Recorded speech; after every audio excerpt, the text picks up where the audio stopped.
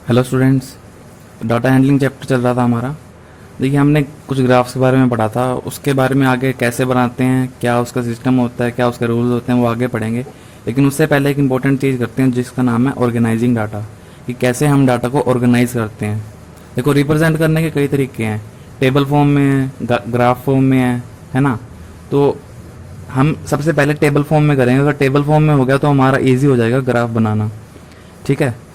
तो डाटा के बारे में आपको बताया था कि डाटा क्या होता है। किसी भी कलेक्शन ऑफ इंफॉर्मेशन को हम डाटा बोलते हैं, है ना। अगर वो डाटा अनऑर्गेनाइज्ड है ना। ये देखो, ये जो डाटा दिया हुआ है हमें, ये अनऑर्गेनाइज्ड है। क्वेश्चन के थ्रू समझाऊंगा आपको ये इसका मतलब क्या आता है, क्या कैसे बनाते हैं टेबल, है ना। एक group of students were asked to say which animal they would like most to have as a pet. कुछ बच्चों को पूछा गया कि कौन सा एनिमल वो पेट रखना चाहेंगे, है ना। कौन उनका मनपसंद एनिमल कौन सा है जिसको वो पेट एज अ पेट रखना चाहेंगे। तो उन्होंने बोला डॉग, कैट, फिश, है ना। ये कुछ बच्चों ने ये इतना बोला कि हमें ये वाला पेट चाहिए। ठीक। तो ये सब क्या है, ये रो डाटा है। रो डाटा यानी अनऑर्गेनाइज्ड है। हाँ, भी पूछते गए, एक बच्चे बोलते गए, वो सब क्या होता है, अनऑर्गेनाइज डाटा। हम इसको ऑर्गेनाइज करेंगे। ऑर्गेनाइज यानी उसको प्रॉपर एक टेबल में रखेंगे। ठीक है। उसको बोलते हैं रो डाटा। फ्रीक्वेंसी क्या होती है? फ्रीक्वेंसी यानी ये डॉग है जो, ये कितनी बार आ रहा है, 1, 2, 3, 4, 5, 6, 6 बार आ रहा है। तो डॉग की फ्रीक्वेंसी क्या हो गई, 6। कि 6 बच्चों ने बोला कि हमें डॉग चाहिए, वो क्या होती है, फ्रीक्वेंसी होती है। ठीक है। तो रो डाटा और फ्रीक्वेंसी के बारे में पता चला। अब जो टेबल बनाएंगे हम, इसका टेबल बनाएंगे, उसको बोलते हैं हम फ्रीक्वेंसी डिस्ट्रीब्यूशन। ठीक।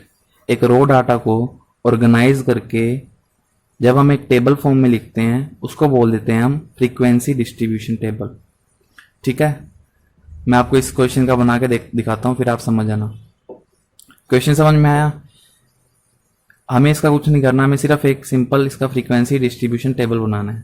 ठीक है। कैसे बनाएंगे? टेबल बना लो पहले तो। ठीक। यहां लिख दो एनिमल्स और यहां आ जाएगी फ्रीक्वेंसी। जब फ्रीक्वेंसी डिस्ट्रीब्यूशन टेबल बना रहे हैं तो यहाँ पे हमेशा फ्रीक्वेंसी ही आएगी, है ना। और यहाँ पे हमारा टाइप ऑफ डाटा, एनिमल्स है तो एनिमल्स, क्लासेस हैं तो क्लासेस, स्कूल्स हैं तो स्कूल्स, सिटीज़ के नाम है तो सिटीज़ के नाम, सब्जी के नाम है तो सब्जी के नाम। ठीक है। तो वो सब हो जाएंगे यहाँ पे फ्रीक्वेंसी डिस्ट्रीब्यूशन में। तो एनिमल्स क्या है, कौन कौन से हैं देख लो। डॉग, कैट, लिखते जाओ। डॉग, कैट, इनके अलावा और कौन सा एनिमल है, फिश है ना। ये 2 बार नहीं लिखना है, ये कैट 2 बार है तो 2 बार यहाँ पे नहीं लिखेंगे, यहाँ पे लिखेंगे उसकी फ्रीक्वेंसी। हमें सिर्फ डिफरेंट टाइप्स ऑफ एनिमल्स लिखने हैं इस साइड। तो डॉग आ गया, कैट आ गया, फिश आ गए, और कौन सी है, रैबिट, रैबिट, और एक काऊ। ठीक। ये 5 टाइप के एनिमल्स है ना। हाँ।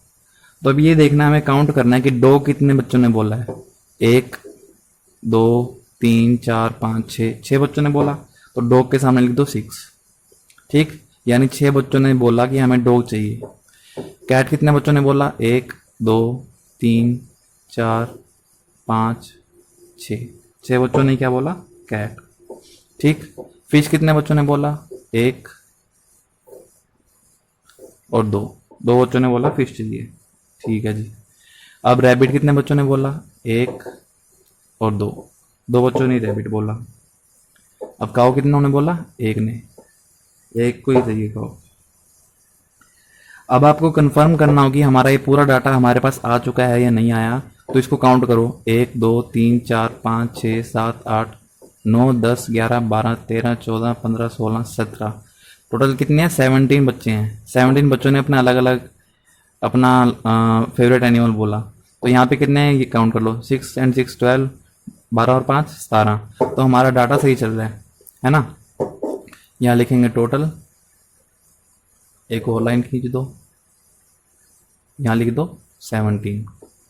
ठीक। ये हो गई हमारी फ्रीक्वेंसी डिस्ट्रीब्यूशन टेबल। फ्रीक्वेंसी से हमने डिफरेंट टाइप ऑफ एनिमल्स को डिस्ट्रीब्यूट कर दिया कि इन बच्चों ने इतने बच्चों ने ये वाला एनिमल चाहिए, ठीक है। तो ये होता है फ्रीक्वेंसी डिस्ट्रीब्यूशन टेबल।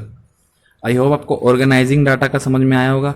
ये तो था हमारा रो डाटा के लिए, है ना, रो डाटा।